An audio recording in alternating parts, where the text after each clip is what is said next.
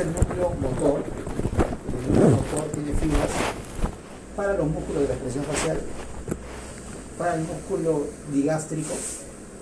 ¿Dónde está el digástrico? Gastro. Digástrico. Piso de la lengua, ¿no? ¿Sí o no? Piso de la boca. Piso de boca. Piso de la boca, piso de la lengua, piso de la boca, ya. Músculo estiloideo. Ese viene así, los nervios vienen así con una mano. Ajá. Y el músculo estapedio. ¿Cuál es el estapedio? El que está... ¿El que está en el pie? No. No, el que está así. Estapedio.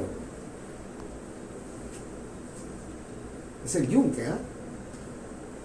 Estapedio es el yunque. Creo. Por lo menos no traigo mi network. Ah, no, en el estribo, perdón, en el estribo. Ah, ya. ¿Ah? ¿Ya ves? Se inserta en el interior de la evidencia previamente en el cuello del estribo. O sea, son uno de los músculos que está relacionado con el oído. Cuando se contrae, bloquea la platina del estribo en la ventana oval y es un mecanismo reflejo para defenderse de los ruidos intensos. O sea, está en el oído medio, interno o externo.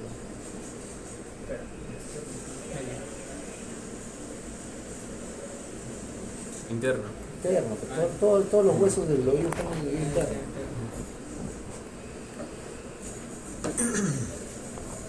Ya, miren, entonces las raíces motoras del séptimo par son las que se encargan de la expresión facial, más unos músculos del piso de la boca, más el músculo del estribo, en el oído medio, el oído interno. ¿Ya? Las fibras parasimpáticas, motor, parasimpático y sensorial, o sensitivo, son, este nervio tiene tres tipos de fibras: motora, parasimpática y sensitiva. Y dentro de la sensitiva tiene unas fibras sensoriales. ¿Okay? Las fibras parasimpáticas se encargan de inervar las glándulas lacrimales, las glándulas salivales, parótidas, submaxilar y submural. ¿Ok? Las parasimpáticas, las fibras parasimpáticas del séptimo. O sea, el nervio facial interviene en la movilidad de los músculos de la cara, más la inervación parasimpática de las glándulas salivales y la glándula lacrimal. Saliva cuando hay activación parasimpática. ¿Qué ocurre entre el simpático y parasimpático? ¿Cuál es el que aumenta las secreciones? El parasimpático, ¿verdad? Tú dime. No sé, es que el simpático, como es en estado de alerta, me imagino que no hay tiempo para comer, ¿no? Tienes que saber, ¿cuál es el que aumenta las secreciones? Creo que el parasimpático. El parasimpático. El simpático se seca todo. Te abre los ojos, estás en estado de alerta. Sí, el parasimpático hace que se secrete saliva y lágrimas. Ok. De eso se encarga las fibras parasimpáticas del nervio facial. Y las fibras sensitivas son sensoriales o... son sensitivas en realidad. En inglés hablan de manera distinta. Son sensitivas de toda la parte del oído, del pabellón auricular, ¿no? El conducto auditivo externo, el mastoides, ¿no? Toda esta parte de acá. Esta parte, la sensación de esta parte está dada por la rama sensitiva del nervio facial. ¿Y el resto de la cara? Quinto par. Trigémino. ¿Ya? Quinto par. Trigémino, y esta parte de la oreja, séptimo par. Sensaciones.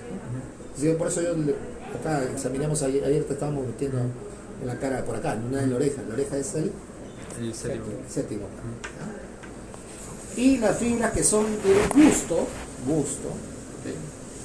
no son de la sensibilidad. La sensibilidad de los tercios anteriores de la lengua, ¿quién la daba? El mandibular. El trigémino. Claro. El trigémino, la rama mandibular. Pero esa es la sensibilidad. Esa es la parte sensorial. Esto es el gusto, la parte sensorial. Por eso les decía que los gringos traducen distinto. La parte sensorial, la parte del gusto de los dos tercios anteriores de la lengua es del facial. ¿Ok? No sé por qué el nombre de este nervio me suena medio porno, pero bueno. Facial. Entonces, el núcleo del facial que produce la sensación del gusto es un núcleo que se llama núcleo solitario. ¿Ya? Aquí están todos los núcleos. Alrededor del piso, el cuarto ventrículo. Núcleo motor, núcleo parasimpático, núcleo sensitivo y núcleo sensorial. ¿Okay? Todos organizados de esta manera con las fibras del motor que hacen una vuelta alrededor del núcleo del sexto par. Así se distribuyen en el tronco encefálico. Pero ustedes saben que hay conexiones, ¿verdad? Claro. Desde la corteza cerebral hasta el tronco. Esos haces se llaman, ¿cómo se llaman? Córtico vulvares. Córtico-vulvares. ¿Ok? Córtico-vulvares. Hay conexión de haces córtico-vulvares desde la corteza motor. Todo nervio, métanse esto bien en la cabeza, todo nervio que tenga función motora, necesariamente debe tener haces de la corteza hacia el núcleo. Porque ¿dónde está la función motora? En la corteza. En la corteza. Coordinación. ¿Ok? En la corteza. Regularmente, digo, en la mayoría de los casos, las fibras córtico-vulvares, o sea, córtico-nucleares, son cruzadas, ¿no? Son del lado contralateral, pero también dan a veces para el mismo lado. Y eso es lo que ocurre acá en el facial, y eso es lo que explica la característica clínica de las parálisis, cuando son centrales o periféricas. ¿Ok? Aquí es bien importante saber de dónde es la parálisis, ¿eh? Si es central o es periférica. Periférica sobre Y ahorita vamos a ver. Otra adelante, porque ya estás equivocado. Punto delante. Estás apresurado. Este es, de manera un poco más completa, el recorrido del nervio facial. Miren, aquí se está representando el homúnculo motor. Cuando hablo de homúnculos me suenan los homúnculos de Full Metal Alchemist. ¿Han visto ese anime? Sí. No. Bueno, pero así se llama, pero ese es el homúnculo motor. El homúnculo motor. Es la distribución de todo el cuerpo dentro de la corteza. ¿Bien? Acá está el homúnculo motor. Y fíjense ustedes cómo hay fibras. Y aquí no está tan claro, pero lo voy a mostrar en otro gráfico. Aquí hay fibras homolaterales, no homosexuales, sino homolaterales. ¿verdad? Y contralaterales, Sí, son. que van hacia el núcleo. ¿verdad? Entonces, miren, ¿se acuerdan, no? Que este es el cuarto ventrículo, aquí está todo, tal cual como les he mostrado.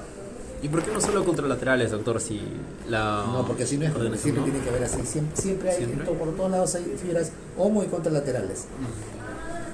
No son solamente contralaterales, también hay, si ustedes revisan los nervios que hemos visto motores, no lo hemos visto muy en detalle porque, bueno, pues, ¿no? O sea, probablemente no sea tan importante clínicamente, ¿no?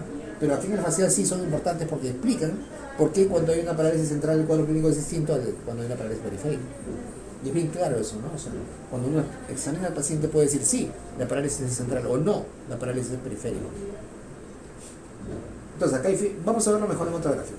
Acá lo que quiero que vean nuevamente son las inervaciones de los distintos grupos de fibras que tiene el nervio facial. Es más, el nervio facial tiene este fascículo que se llama 7 bis o 7 accesorio, ¿no? Todo esto es el nervio facial, todo, ¿no? Sus fascículos motores y parasimpáticos principales y los fascículos sensoriales que son parte del nervio 7 bis o nervio intermedio que le llaman en algunos lados. Cuando van a leer por algún lado el par canal 7 y su nervio intermedio se están refiriendo a este, ¿no? Se dan cuenta, ¿no? Que es una sola estructura pero que tiene fibras predominantemente motoras y parasimpáticas y el resto que va del 7 bis o intermedio son fibras sensitivas básicamente. ¿Ok? Miren, lo rojo es motor. ¿Motor para qué? Ahí está el músculo estapedio. Del estribo. ¿Ya? Estribo. ¿Por qué se llama estribo? De un caballo. De un caballo. Estribo de un caballo. ¿Ya? Estapedio. Estapedio o estribo. Todos los músculos cutáneos de la cara para hacer las expresiones faciales. ¿Ok? El músculo digastro y el estiloideo, ahí está. Esas son las fibras motoras en rojo. Las fibras sensitivas están por acá, en azul. En realidad toda la parte sensitiva del nervio facial es de su ramo intermedio. Los núcleos están un poco más abajo, como vieron acá, ¿no? Mira. ¿No? Esto es un corte sagital para verlo de costado y es un corte frontal. ¿Se dan cuenta o no? Sí. ¿Sí? Ya. Entonces, está más abajito, está más abajito. Y ellos forman el nervio intermedio que tiene las ramas sensitivas. Entonces aquí está la rama sensitiva que inerva la sensibilidad de todo el pabellón externo. ¿Ok?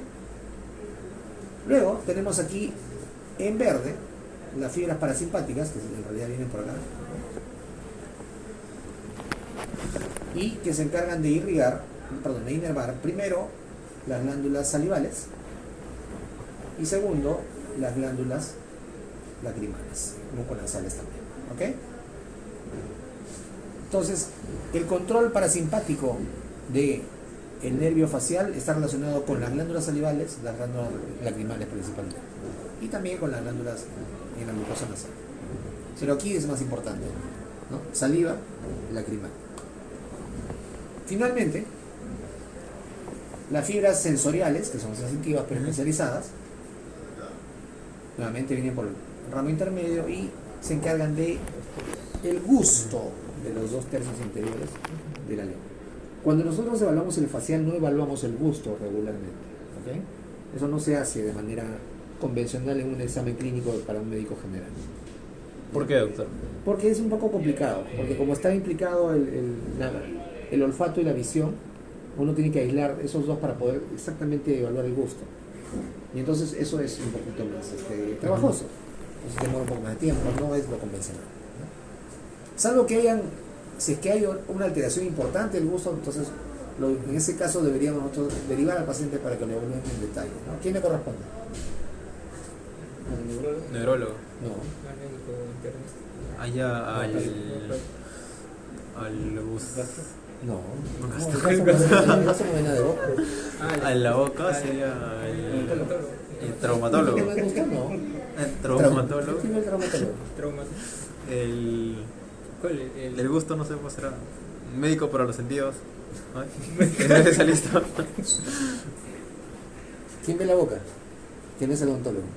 Neurólogo. ¿Ah? Estomatología. Eso es lo mismo que ontología. Es el campo de la ontología. Pero ¿quién viene la parte de la lengua, todas esas cosas? El otorrino, pues. Ya. ¿Otorrino? ¿Pero por qué? Garganta. Otorrino laringólogo. Ya.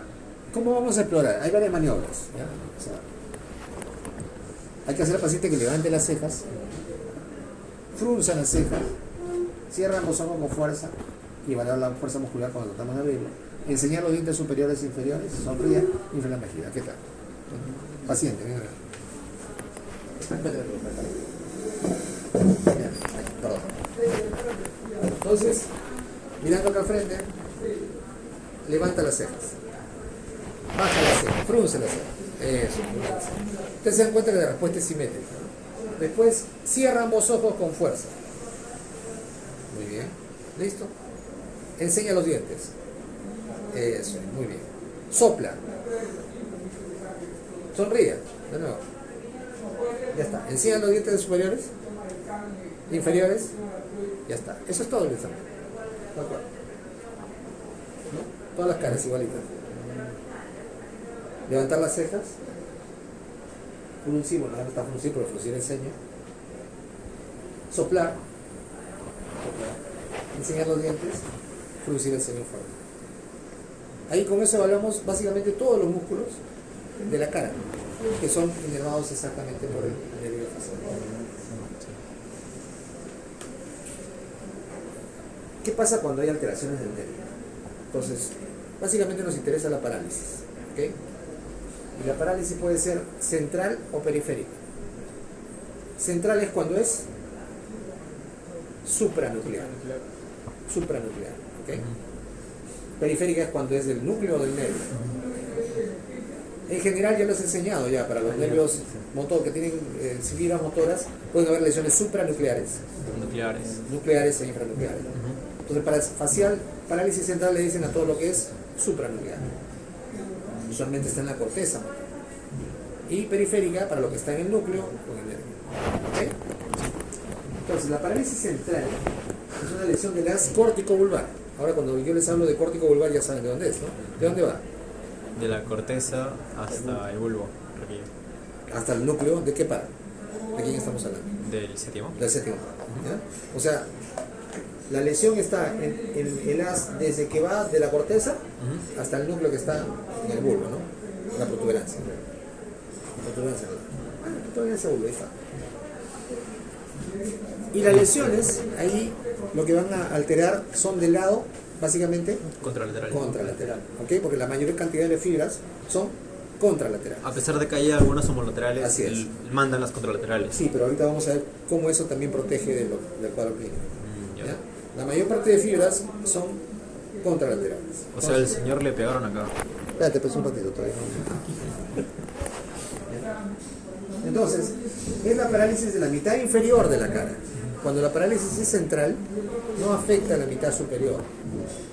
¿Ya? Solamente la mitad inferior de la cara. Acá. ¿De dónde es la parálisis?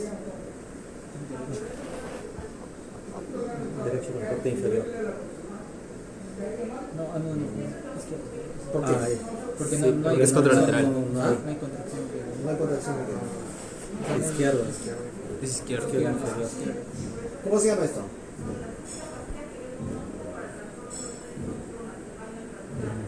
Surco nasogeniano, ¿ya? Cuando hay borramiento del surco nasogeniano es la afectación de la mitad inferior de la cara por el nervio facial. El nervio facial en la cara tiene dos ramos, el ramo superior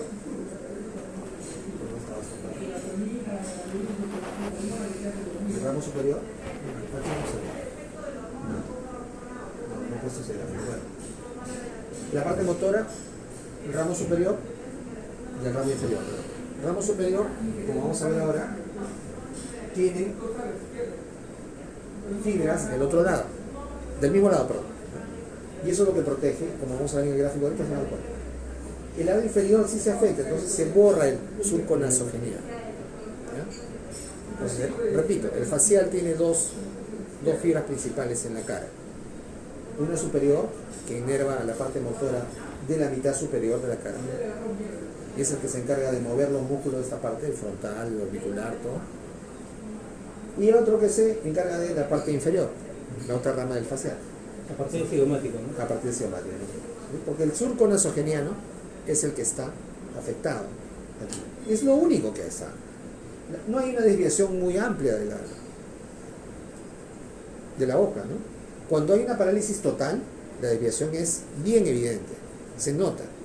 Pero aquí hay algo muy leve, ¿no? Lo que vemos es que aquí arriba todo está normal, Siempre se ve párpado, todo. todo, tal cual. Pero aquí abajo hay borramiento del surco nasogeniano. Esa es la clave para el diagnóstico de una parálisis facial. Periférico. Central. ¿Ya? La central produce alteración solamente en la mitad inferior. ¿Ok? Los movimientos mímicos emocionales pueden estar conservados. Las lesiones suelen ser vasculares, isquémicas, hemorrágicas. ¿Dónde? En la corteza cerebral. ¿Ok? Pueden ser tumores, infecciones, abscesos, etc. Que estén ya no en la corteza, sino en el trayecto de las fibras. ¿Qué fibras?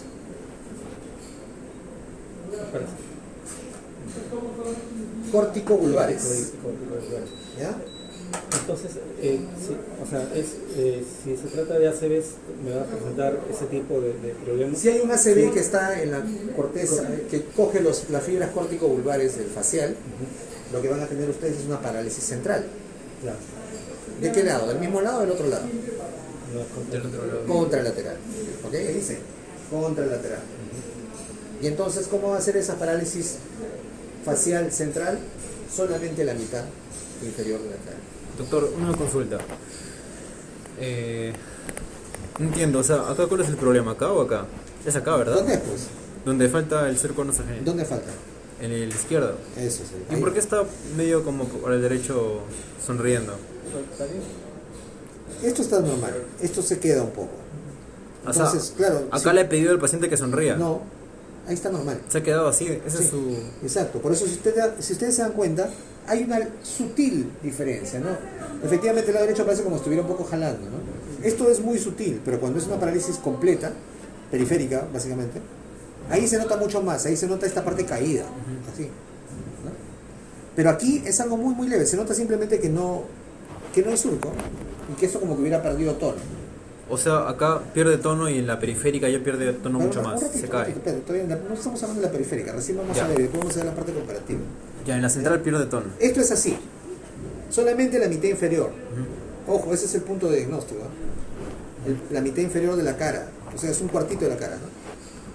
Sí. La parte inferior del lado afectado, la lesión entonces es del otro lado, es contralateral. Ha sido acá.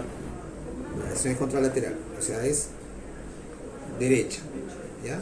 En algún lado que coja las fibras córtico-vulvares del lado derecho. Pero ¿cuál es la causa más frecuente? Son accidentes cerebrovasculares, isquémicos, hemorrágicos, entonces es de la corteza directamente, tumores que afectan esa parte, o infecciones, abscesos, eso sí ya será por la fibra, no ya dentro del parénquima cerebral. Cualquier causa que produzca alteración de las fibras córtico-vulvares de la corteza cerebral al bulbo donde están los núcleos motores, ojo, del nervio facial, va a producir una parálisis facial central que se caracteriza por la afectación de la mitad inferior de la cara contralateral, porque la lesión es derecha y la afectación es izquierda, solo en la mitad inferior. ¿Ok? ¿Cómo se ve eso? Borramiento del surco nasogeniano y una sensación de que esto está inmóvil, que ha perdido tono comparativamente con esto, ¿no? Como que si la sonrisa estuviera un poco jalada a la derecha, ¿no? Pero es algo muy sutil, es muy muy sutil. Van a ver ahora imágenes de parálisis faciales completas para que se den cuenta la diferencia importante, ¿no? O sea, de parálisis periféricas, donde está afectado toda la mitad de la cara. Ahí el cuadro es más grosero, se nota mejor. Y uno podría decir, eso como es más grave es central. No, no es así. ¿Ok? Ese sería lo primero que uno pensaría. Como el cuadro es más grave, como se ve toda la cara así caída, ¿no? Tal cual, como si la mitad de la cara fuera de arcilla y estuviera cayendo, es en una periférica. O sea, toda la mitad está afectada. Pero eso que parece ser más grave no es porque la lesión sea central. Al contrario, ahí es la lesión periférica. Entonces también me puede estar afectado el sexo par. No sé que hay una lesión, como hay nervios que en la gráfica que sí, pero eso ya no sería una parálisis supravulvar, sino sería una nuclear. Ah. Aquí el problema son las fibras, como van a ver ahorita en el gráfico. Sino que todavía no me entienden bien porque no les muestro el gráfico. Miren, quiero que vean la diferencia. Acá parece que la mitad de la cara fue de arcilla, ¿no? Ahí parece dos caras, ¿no? Totalmente caída. No miren esto todavía, totalmente caída, ¿no? Aquí se nota claramente que esto es más grave que esto. Aquí solamente es la mitad inferior. Aquí hay borramiento de los surcos frontales, borramiento del surco nasogeniano, toda la cara está como de plástico, esta es periférica. ¿Okay? En la parálisis periférica hay lesión del núcleo, por eso te decía yo, cuando es el núcleo ya no es central. Central es por encima del núcleo, supranuclear. Todo lo supranuclear se llama central, parálisis central del séptimo par. Cuando es nuclear o por debajo del núcleo, o en el mismo nervio, ya es periférica. ¿Okay? A mí me gusta más el término nuclear, supranuclear, porque es una correlación anatómica, ¿no? Pero así lo ponen los libros, pues así les van a preguntar. ¿Ya? ¿No? ¿Así les han hablado? ¿O no les han hablado? No, periférica y central. ¿Ya ves? Entonces, como les han hablado así, yo tengo que mostrarles así, pero en realidad es una parálisis supranuclear, nuclear o infranuclear, tal y como hemos visto en otros pares craneales, ¿no? Que tienen fibras motoras. Entonces, la parálisis periférica es por lesión del núcleo o infranuclear, o cualquier parte del nervio periférico, siempre es homolateral. Claro, porque ellos se cruzaron, ¿verdad? Exacto. Claro. Y está el nervio de su lado, ¿no? Y está el núcleo de su lado. ¿Okay? Entonces aquí la lesión es en algún lado del nervio facial. ¿De qué lado? Sería del mismo lado, del izquierdo. Del izquierdo. Del izquierdo. ¿Está bien? ¿Por qué? Porque la cara del lado izquierdo inmóvil, ¿no? Y esto está predomina, pues, ¿no? Como hay tensión en este lado, la sonrisa se va para este lado y acá todo se queda. Y está caído. Y cuando yo le hago al paciente que cierre los ojos, tenemos lo que se llama signo de Bell, ¿no? Cierra los ojos, pero el párpado del lado afectado se queda y el ojo se va para arriba. Eso se llama signo de Bell, por eso esto se llama parálisis de Bell. ¿De cuál es la parálisis de Bell? La parálisis del nervio facial periférico. No es la central, ¿eh? O sea, cuando yo hablo de parálisis del séptimo par, no estoy hablando en general de parálisis de Bell. Yo puedo hablar de cualquiera de ellas, pero cuando digo parálisis de Bell, estoy hablando de parálisis facial periférica. ¿Ok? Es más, estoy hablando de la parálisis facial periférica debido a la activación de virus que están cercanos al nervio facial. Justo ayer estamos hablando de eso, ¿no? Por estrés, ¿no? Sí, pero el estrés es en realidad el que activa los virus, ¿no? El herpes simple, la varicela zoster. Cuando es el virus de la varicela zoster y hay vesículas en todo el canal auditivo, eso se llama síndrome de Ramsay-Hunt. Ayer también hablamos de eso. ¿Ya? Entonces compromete todos los músculos de la mitad de la cara. Y es del mismo lado, es homolateral.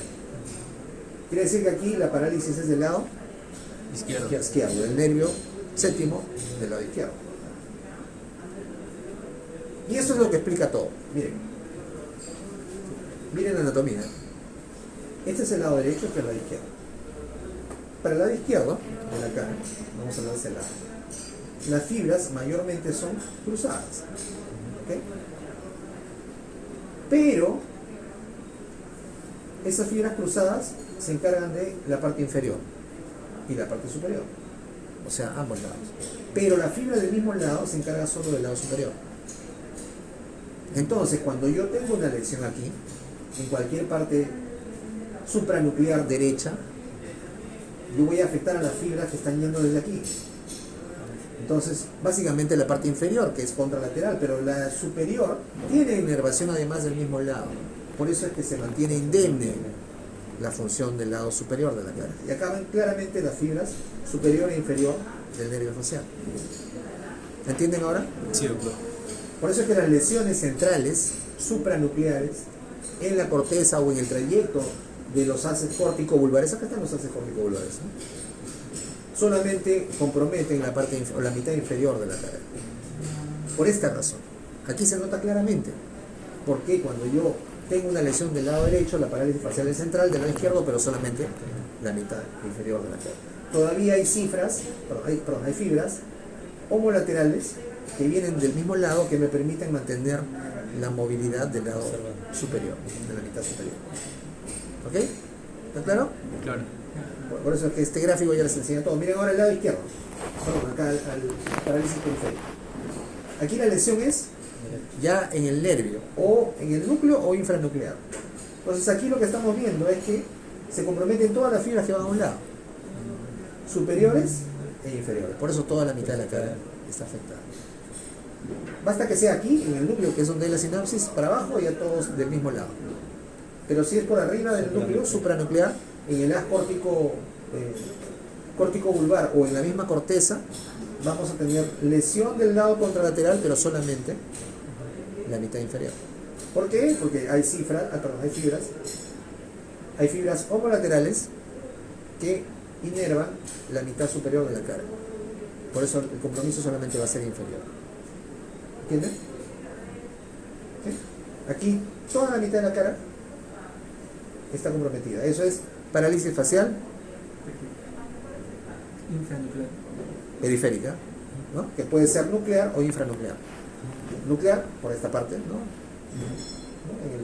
En el bulbo, una protuberancia, y por más de abajo, Inferior. en el mismo nervio. Todo esto se llama parálisis facial periférica.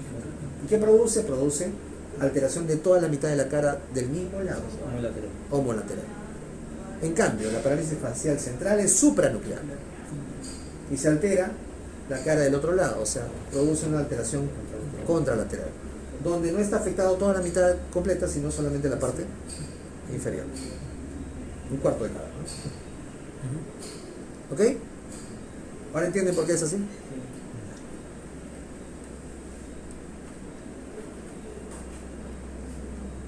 Vamos a ver primero el examen que le he hecho rápidamente a Flavio, pero es así, rapidito nomás. Yo me demoro un poco más para que ustedes vean.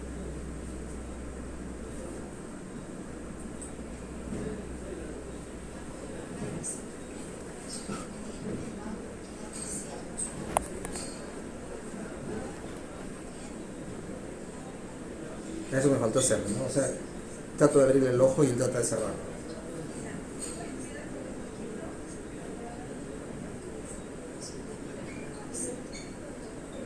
Eso faltó hacer, ¿no? O sea, cuando estamos los ojos cerrados, yo voy a tratar de abrir los ojos, ¿no? No dejes que te abra los ojos y... ¿Ok? Eso faltó. Pero está por acá.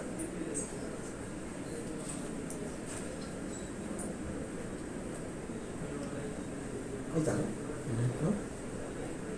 Eso faltó.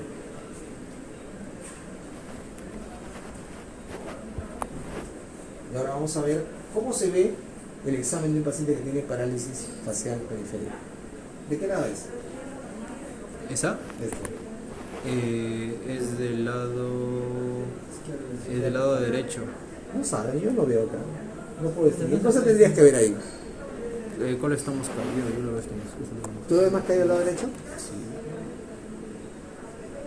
A ver. El derecho. Pero a ver, pongo el video. Así a simple vista yo no me doy cuenta porque tendría que ver bien la frente y el surco, ¿no? Simplemente su cabeza podría estar un poco girada de eso. Sí, por eso. Ah. Entonces, vamos a ver de qué lado es. Ya, a ver. Y ustedes me van a decir de qué lado es.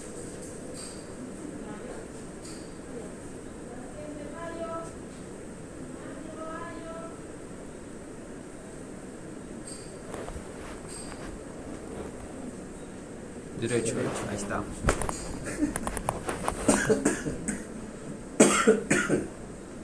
¿Se dan cuenta, no? Ajá. No cierra el ojo y el ojo tiende a irse para arriba.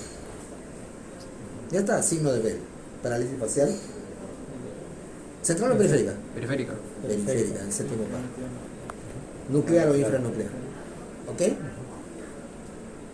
está, tal cual, ¿no? Para que estuviera excitado ya.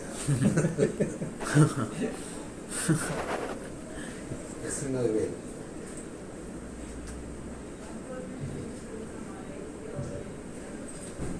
Ya, recuerdo de misión. Vamos a hablar del octavo par. Más o menos rápido porque el octavo par no es objeto de muchas maniobras, porque si uno quiere saber exactamente la agudeza auditiva, ¿no? ¿Qué le hago? No, sí, pero claro, pero ¿qué más? Si yo quiero saber exactamente cuál es el grado de audición de una persona, El test de los decibeles. ¿cómo se llama eso? El test de... Audiometría. Ahí está. Una audiometría, lo meto en una cámara donde le voy haciendo sonar sonidos de Frecuencias, distintas frecuencias ajá. y voy anotando, ¿no? Eso es exacto. Yo ahí determino claramente cuáles son las frecuencias en las cuales puede haber algún tipo de alteración que no percibe el oído. Conforme uno avanza con los años, cuando envejece, uno va perdiendo la audición, va teniendo hipoacusia, ¿no? Entonces, esa hipoacusia tiene varios factores, pero igual, al fin y al cabo, lo que uno ve clínicamente es que disminuye la audición. ¿Qué es lo primero que disminuye? ¿La audición de los tonos altos o los tonos bajos? Ah, de los tonos altos. Bajo. Con tonos altos se refiere a frecuencias altas, ¿no? ¿Frecuencias Ya, altas o frecuencias bajas? de los altos, diré yo. ¿Los tonos agudos o los tonos graves? Unos agudos. Los tonos agudos, las notas más altas, ¿vibran más o vibran menos? Vibran más. No, vibran menos. Acuérdense las cuerdas de la guitarra. ¿Conocen la guitarra, no? No digo, pregunto por si acaso de repente no conocen. Mira. La guitarra tiene cuerdas gruesas y cuerdas delgadas. Cuando ustedes tocan una cuerda, ¿cuál vibra más, la delgada o la gruesa? La gruesa. ¿La gruesa da un tono más bajo o más alto? Más bajo. Más bajo. Ah.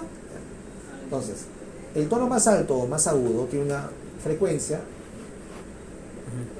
¿ok?, más alta. Más difícil de captar. No, más alta. Ah, ya. Y entonces se apaga más rápido. El tono bajo tiene una frecuencia más baja, vibra más, Persiste. persiste más en el tiempo y se transmite mejor, justamente por eso, porque es más lento.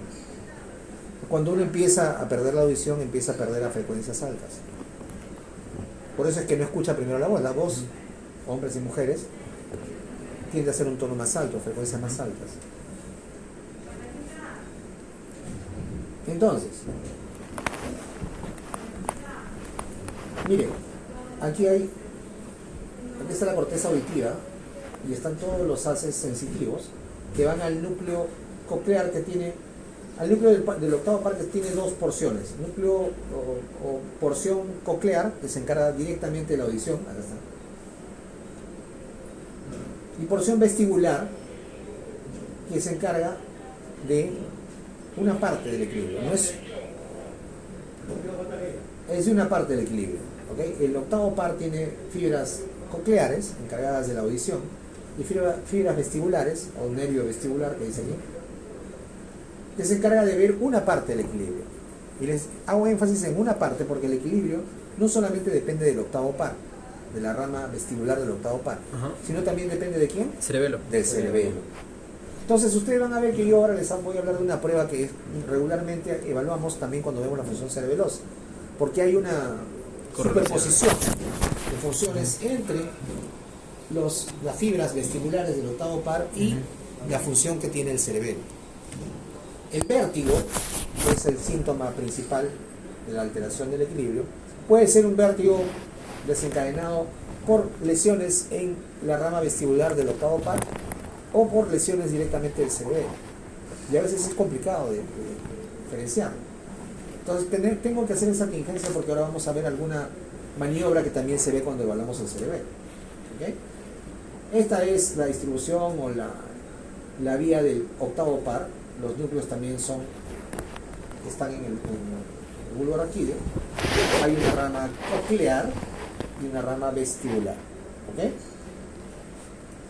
El oído, ustedes saben que el sentido del oído es básicamente la transmisión de las ondas sonoras que hacen que vibre el tímpano. Esa vibración se transmite a los huesecillos, ¿no?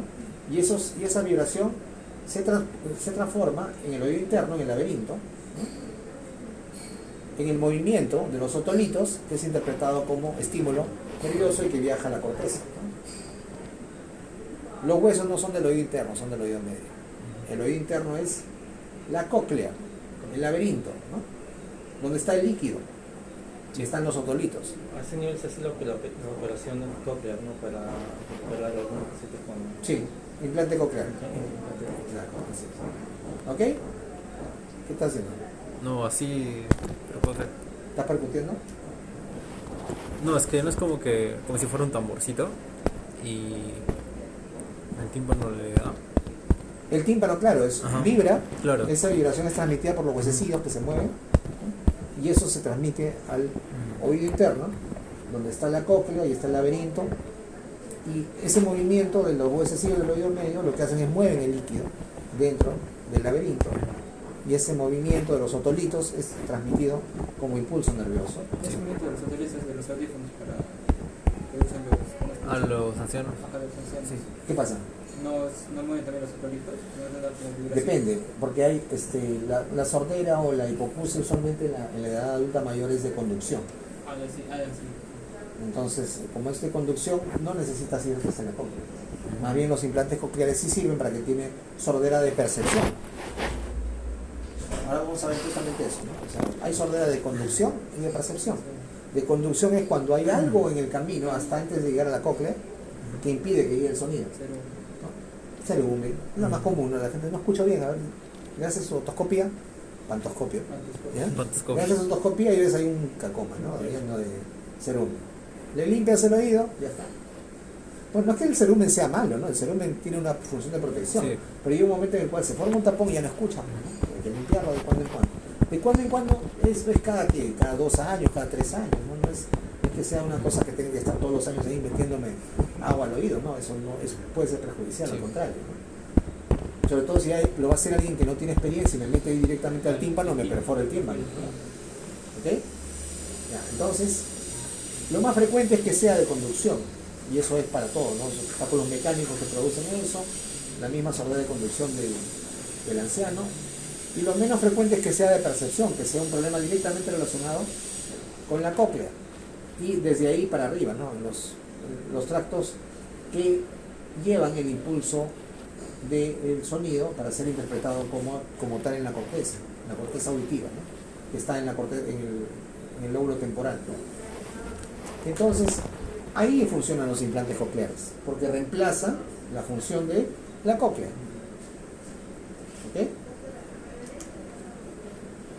No tiene sentido que yo le ponga un implante coclear a un paciente que tiene sordera de conducción. Porque justamente todo lo que está antes de la cóclea es lo que está, donde es el problema. Entonces, tenemos maniobras para explorar la rama coclear, o sea, la parte de la audición, y maniobras para explorar la rama auditiva, la rama vestibular. Y entonces, desde el punto de vista clínico, práctico para un médico general como ustedes que van a hacer, es más importante hacer una evaluación, digamos, general, que hacer una evaluación muy especializada. Porque si ustedes quieren hacer la audiometría a un paciente, potenciales evocados auditivos, tienen que mandarlo ya al especialista. ¿Cómo determinan ustedes groseramente si hay disminución o no de la agudeza auditiva? La prueba del susurro, ¿no? La prueba de Carles Whisper. ¿Has escuchado esa canción? ¿No? ¿No la escuchamos igual? ¿Cómo es? Carles Whisper. Claro, lo de... Exacto, ese nombre es de cultura musical. La prueba del susurro. La prueba del susurro es, como van a ver ustedes, hablarle al paciente a cierta distancia. Van a ver que esta es una enfermera que está haciendo la prueba, no es un médico, pero lo está haciendo bien. 33. 33. No, 33. Le tiene que decir, sí le tiene que decir tres palabras, mezcladas entre letras y números, susurrándole, para que el paciente le repita luego lo que le está diciendo, ¿no? A esa distancia que están viendo. Y entonces yo puedo determinar de manera, vuelvo a repetir, de manera grosera, si el paciente tiene hipoacusia o sordera, porque si no me escucha nada, pues, ¿no? Si me escucha un poquito y malinterpreta los números o la letra que estoy diciendo, es hipoacusia, pero me escucha algo, ¿no? Si no me escucha nada, es sordera. Y después de eso yo tengo que mandarlo al especialista para que ella mida exactamente cuál es el tipo de la sordera y a qué frecuencia, ¿no? Entonces, luego, si yo determino que hay hipoacusia, ahí sí uso el diapasón. He buscado diapasón por todos lados, muchachos, no he encontrado, disculpen. Todavía voy a insistir en eso. ¿Ninguno de ustedes tiene diapasón? No creo, ¿no? Ese es más caro todavía que un... Entonces le pedí a mi esposa, no me ha conseguido. De todas maneras voy a buscar, ¿ya? Martillo. Martillo sí tengo. ¿De ferretería no? Ahí te voy a sacar los reflejos. Céfalo ocular, todo. Si se sale el ojo, ¿no? Entonces, si hay hipoacusia, si nosotros detectamos que el paciente no escucha bien, hipoacusia es cuando la mitad por lo menos de las palabras repetidas de las letras no las reconoce o las interpreta mal. Si hay hipoacusia, se debe determinar si es de conducción o percepción, y ahora para eso se usa el diapasón. Primero entonces la prueba del susurro. Si pasa bien la prueba del susurro, ya está, se acabó. Si yo veo que no pasa bien, que más de la mitad, o por lo menos la mitad de las letras y números que le digo, las malinterpreto, no las escucha bien, ahí sí tengo que irme al diapasón.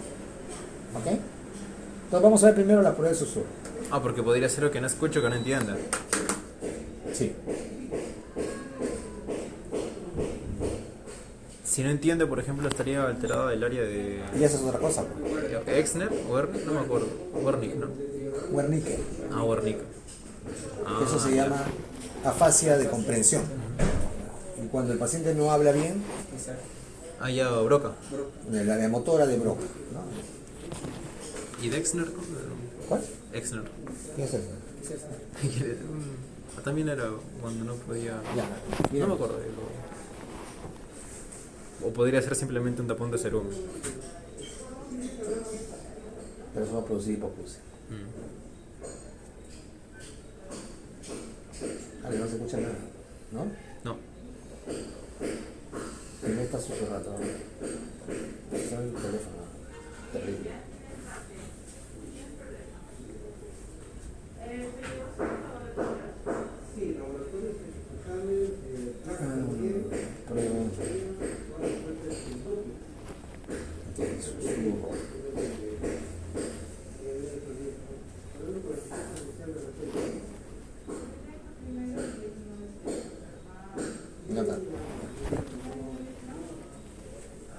¿Eres de los que siempre se quedan con las ganas de alguito más?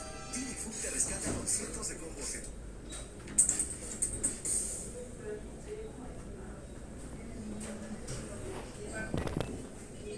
Vamos a pasar todo el rollo de que salud.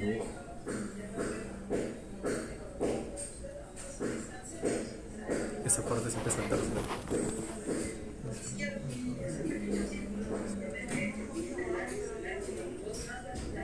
Ya. Se coloca esa distancia que es más o menos una abrazada y con esta mano está ocluyendo el oído, el otro oído. Porque si no lo ocluye el otro oído, Va a no escuchar sé. por igual. Lógico, ¿no? Entonces le ocluye un oído y después le ocluye el otro para examinar cada oído de manera Independiente. independiente, ¿no? Entonces le ocluye este oído y le voy a hablar susurradamente para que me escuche con el oído derecho. ¿Ok?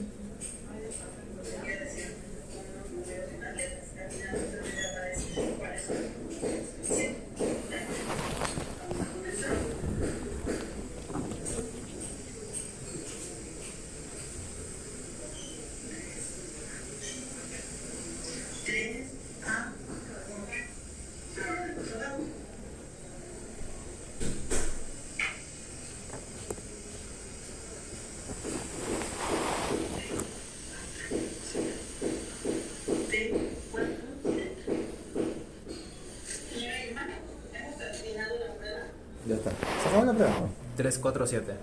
No, no importa. No, Ya. no estamos probando tu oído. No importan los números, pero lo que quiero que vean es cómo se hace el examen. Entonces, a una distancia más o menos de un brazo, como han visto ustedes, con una mano ocluyo uno de los oídos y examino cada oído de manera independiente. A esa misma distancia le susurro 3 letras o números. Y ella tiene que reconocer todo. Porque es una distancia corta, pues, o sea, es que 50 centímetros. Claro, no debe haber tanta bulla como acá. O sea, aquí no podría ser una prueba del susurro, imposible, ¿no?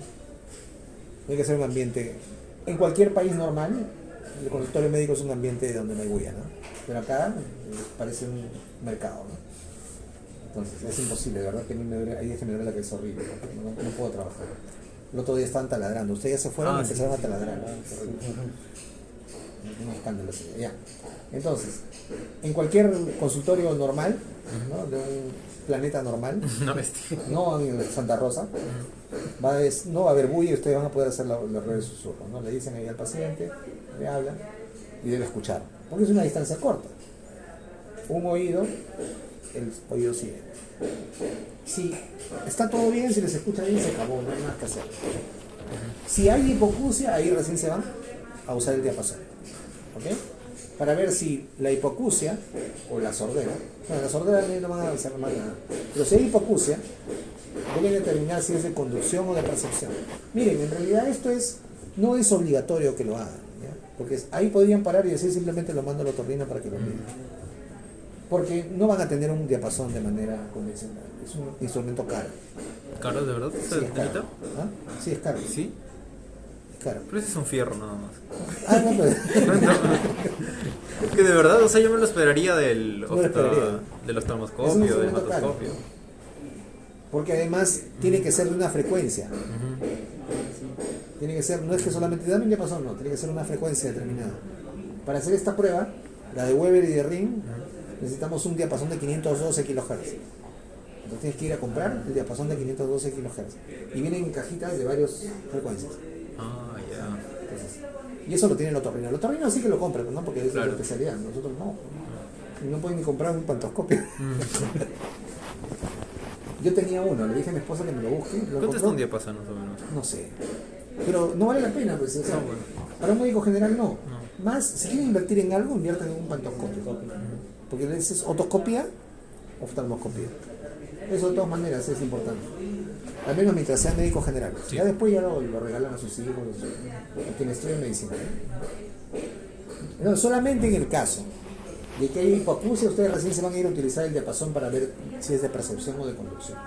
Se los voy a mostrar, pero yo sinceramente les digo, yo nunca lo hice de manera general, no sé, como médico general. Cuando yo veía alguna anomalía, ya, vete al otorrino.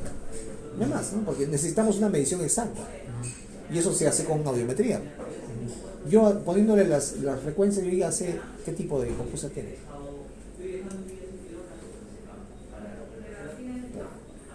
Esta. Vamos a ver aquí la prueba de Weber y de Ring, ¿ya? Para eso se usa un diapasón de 512 kHz, si no me equivoco. Y miren, acá lo pone claramente, ¿no? Es para el otorrino. Eye, noise, and throat.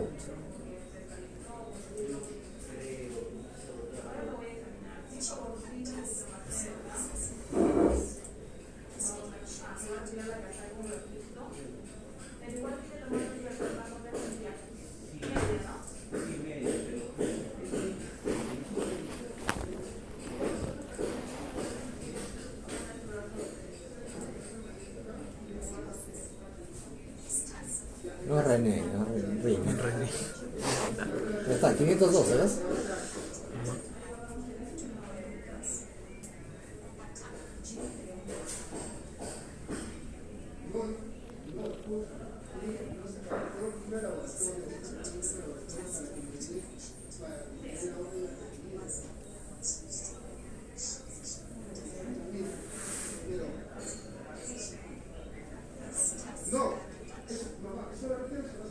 Ahí está, la conducción aérea y luego la conducción ósea.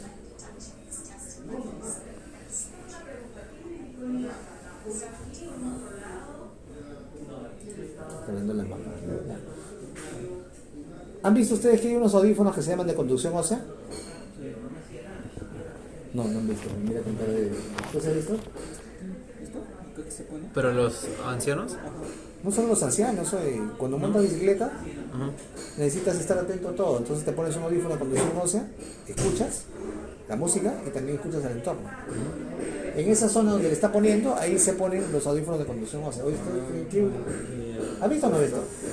Sí, No son tapones, no son tapones. Ah, no, sino que van acá. Ahí no. Ya. Oye, ¿debajo de qué piedra viven ustedes? Muy caro, no, doctor. no digo que se compren, sino que sepan. ¿Cuánto está? Yo no digo que se compren. Tampoco le estoy diciendo que se compren. No, es que ahora ya me interesa. Wow. Ese no es el que... Ah, ya, sí, ¿Los sí. han visto o no? Sí, sí, los he visto, los he visto. Es los cantantes, no sé. No, esa es otra cosa. Eso sí es un in-ear. In-ear. Eso sí va en el oído. Esto sirve. ¿Por qué funciona esto? Porque esto transmite la vibración Claro. directamente al hueso, aquí al mastoides. Justo donde le he puesto el diapasón. Ahí está. No, aquí no, en el momento que le puse. Entonces, miren dónde le pone el diapasón. Justo en el lado donde se coloca, ¿no? Aquí y acá se colocan los audífonos de conducción ósea. Quiero una foto. En la punta de la cabeza. No, ahí no. Ahí está. Ajá, claro. ¿Ve? Entonces, pegado al mastoides, no está dentro del oído, sino está pegado al mastoides. Ahí vibra y ustedes escuchan la música. No está, y pueden escuchar la música y estar atentos al entorno. Esto se usa bastante en natación y en ciclismo. Pero no necesariamente solo en eso, ¿no? O sea, si ustedes quieren tener un audífono que les permite escuchar la música y estar atentos, conducción ósea.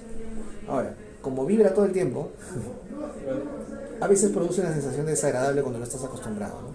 Cefalea. Dolor ahí, en esa zona. Si estás mucho tiempo y no estás... Cuando recién lo usas, yo lo he usado por un tiempo, y después de más o menos media hora, 45 minutos, ya empiezas a sentir algo raro, ¿no? Entonces te lo sacas, descansas y luego nuevamente, hasta que te acostumbres. Es una cuestión de costumbre. ¿Se acostumbró? No, es que yo tenía en casa dos porque mi esposa quería usar uno y mi hijo que sí monta bicicleta ha usado bastante tiempo. Y por eso los probé, ¿no? Pero no es que yo use, yo tengo mis audífonos, por acá están. Estos y mis audífonos que utilizo en mi casa que son completamente, ocluyen completamente el oído, ¿no? Pero estos, miren, acá está, ¿ven? Se usan más para deporte, ¿no? Y entonces ocurre que justamente se produce la transmisión del sonido a través de la vibración. Ahí está otro, ¿eh? En eso se basa el test de Riné.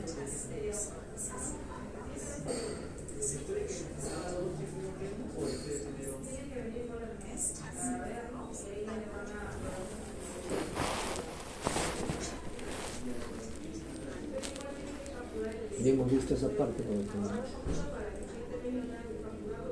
es la manera como se activa el diapasón, ¿no?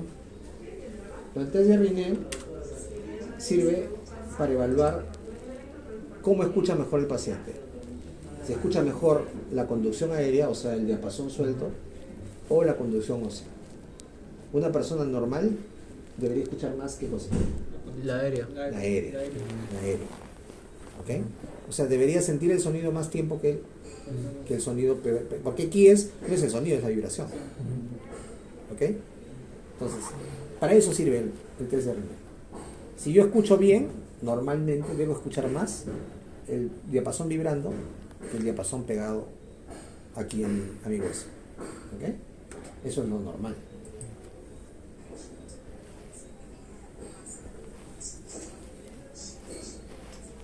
¿Ves en qué posición es más fuerte? Ahí, transmisión aérea. O ahí, transmisión ósea. Pegado justo al hueso, ¿no?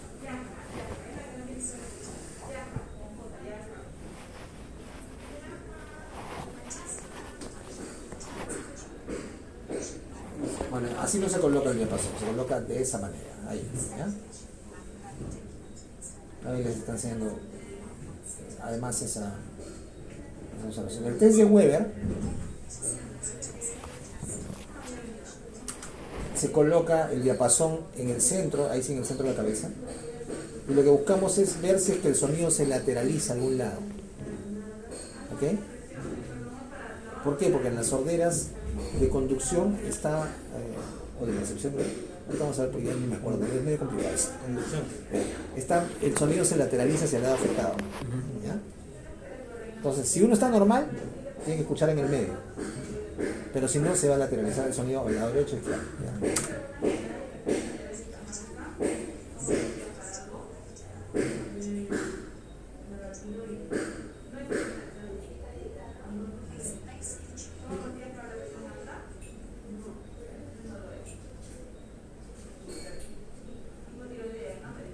Esas son las pruebas de Weber y de Riné. ¿Ok? Si tienen un diapasón las hacen, si no lo mandan a la otorrino. Y acá está. Lo normal es que se escuche mejor en el aire, aquí, que la transmisión ósea. Mejor. Por eso es que también cuando usan esos audífonos no pueden usar mucho volumen y no van a escuchar mucho volumen. Siempre va a ser un volumen medio bajo. Porque no, la transmisión ósea normalmente no es mejor que la transmisión aérea. ¿Ok? Y si me pongo los audífonos acá en la oreja. No, estamos así no se va a vibrar tu timbre. Cómprate para que hagas la prueba. Y cuando yo coloco el diapasón en el centro de la cabeza, no va a haber pues ninguna desviación del ruido, lo va a sentir en el medio. ¿Ok? Lo patológico es que, por ejemplo, en la sordera de conducción se sienta mejor en el hueso. Se pierde justamente el componente de escuchar, ¿no? Por eso es que el paciente, esto es lo que le ocurre a los adultos mayores. ¿Cómo? Su audífono aquí les hace aumentar la vibración y por eso mejora su audición. ¿No ven ustedes que el aparatito del audífono tiene una cosa acá? Sí. Por eso. Entonces, escuchan mejor o sienten mejor a través del hueso, porque han perdido la capacidad de escuchar por el aire, a través del aire. Y en el test de Weber, justamente, el sonido se va hacia el lado afectado. ¿Ok? En cambio, en la sordera neurosensorial, en el test de Weber, el sonido se va al oído que está normal. Se desvía para el lado normal. Y aquí en el test de Riné, ahí no hay mucho cambio. Puede escucharse un poco disminuido porque el problema no es la conducción, sino el problema es en el órgano, que es la cóclea. Doctor, un tapón de cera sería un problema de conducción, Exacto, ¿verdad? así es. Ya. Un tapón de cerumen es una sordera, no sordera, pero No, claro. a menos que metas ahí una piedra, no hay hipoacusia de conducción. Sí. ¿Ok? ¿Cuáles son las hipoacusias de conducción? Todas esas mecánicas, ¿no? Externa, perforación timpánica, media, cualquier obstrucción de la trompa de Eustaquio, otoesclerosis, problema de Paget, fractura del peñasco, todo lo que afecta el canal auditivo, que impide que pase el sonido desde el ambiente hacia adentro, el oído interno. Sí. Todas las de percepción usualmente son estas cosas, ¿no? Congénita, traumática, tumoral, ya cuando se han metido el tumor dentro, un schwannoma del octavo nervio. La enfermedad de Meniere, que tiene hipoacusia ahí. ¿Cuáles son sus componentes? Hipoacusia ahí. ¿Han escuchado la enfermedad de Meniere, no? ¿O no han escuchado? ¿Escucha? Sí, escucha. Hipoacusia y vértigo. Vértigo, ¿verdad? Hipoacusia y vértigo. Hay fármacos que producen ototoxicidad a la cabeza, los aminoglicósidos. Aspirina también, en teoría. ¿No? Infecciosa, meningitis, todas cosas que afectan el sistema nervioso central. porque es de percepción, es del órgano que percibe el sonido. No es de la conducción, no es del canal que transmite el sonido. ¿Ok? Para ver la rama vestibular, ahí la gente pone un montón de pruebas, pero la verdad es que la más usada es la prueba de Romberg, pero esta prueba está un poco contaminada, porque no solamente la rama vestibular, sino también el cerebelo, ¿no? Pero vamos a aprovechar que ya está ahí y vamos a verla, ¿no? Hay dos formas de hacer la prueba de Romberg, cuando usted revisa en la literatura. Estar así de pie, ¿ok? O hacerla en posición de firmes o hacerla con los brazos hacia adelante. Vamos a hacerla para que se den cuenta. Ya, tú vas a hacer el... Sácatelo bien. Sácate las cosas. Scrum. El scrum, ¿no? Espérate, tranquilo, no digo nada. Entonces pone ahí delante el paciente y le van a pedir, todavía no más nada. En posición de firmes, con los pies ahí. Esa es la posición, ¿ok? Con los pies juntos. Si pone así no vale, pues, porque ahí está aumentando la base de sustentación. Y entonces vamos a hacer la prueba de firmes con Marco y la prueba con la otra prueba con ¿quién? Genaro. ¿Genaro es tu segundo nombre? Sí, ¿no? Entonces, mira al frente, cierra los ojos. Esperamos más o menos 30 segundos. Se cae. No le empuje al paciente. Y aparentemente, Es normal. Está oyéndose hacia adelante. Pero cuando el paciente está mal no aguanta ni 10 segundos. O sea, eso es más o menos normal, ¿no? Cuando están con la postranca, tampoco aguantan ni 30 segundos. El set. A ver, sácate de la sala. Ahí juega, ¿y qué pasa con esos pacientes que tengan agenesia cerebelosa? O sea, que... Agenesia, ¿hay un nivel así? Sí, hay pacientes que nacen sin... ¿Sin cerebelo? ¿Sí se ve? Sí. ¿Y vive cuánto tiempo vive? No, hay un paciente con una mujer que va porque tenía mareos adulta. Cuando le hacen el tomo, resulta que no tenía ¿No tenía cerebelo? Ah, su madre, qué lindo. Sí. Ya miren, la otra forma es así, igual en la misma posición parado, pero vas a colocar la palma de la mano hacia adelante, al medio, ahí. Listo. ¿Ok? Nuevamente los pies juntos, mirando hacia adelante, cierra los ojos.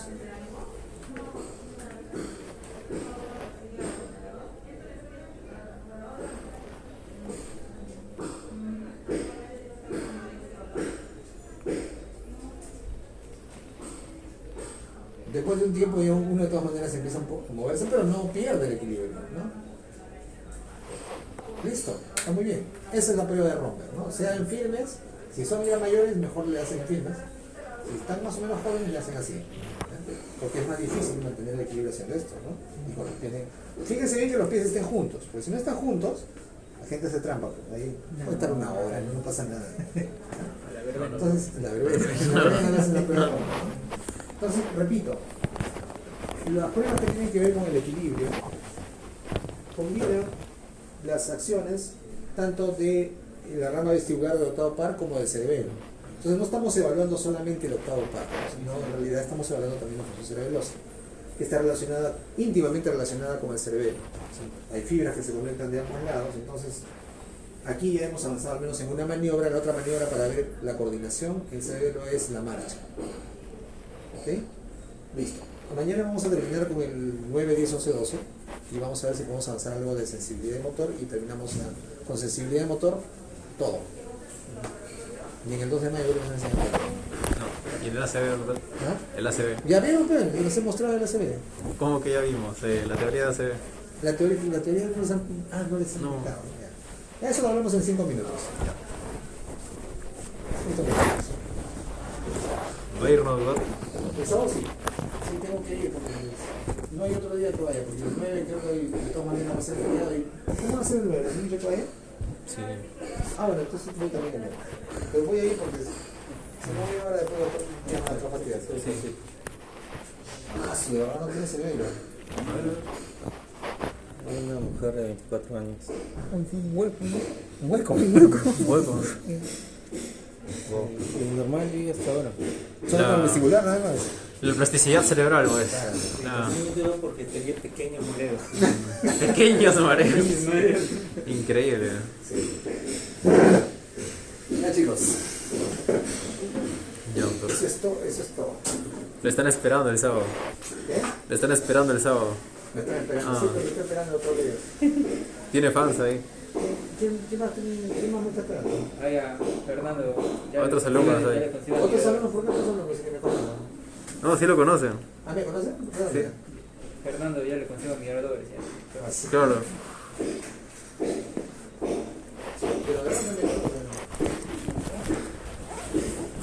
No, solamente cuando le contamos a usted. Ah, ya. Me están haciendo fan ustedes. Claro. Espero que sea bueno. En su mayoría sí. No, mentira, doctor, sí lo están esperando. Los que van a exponer ese día lo conocen. ¿De dónde?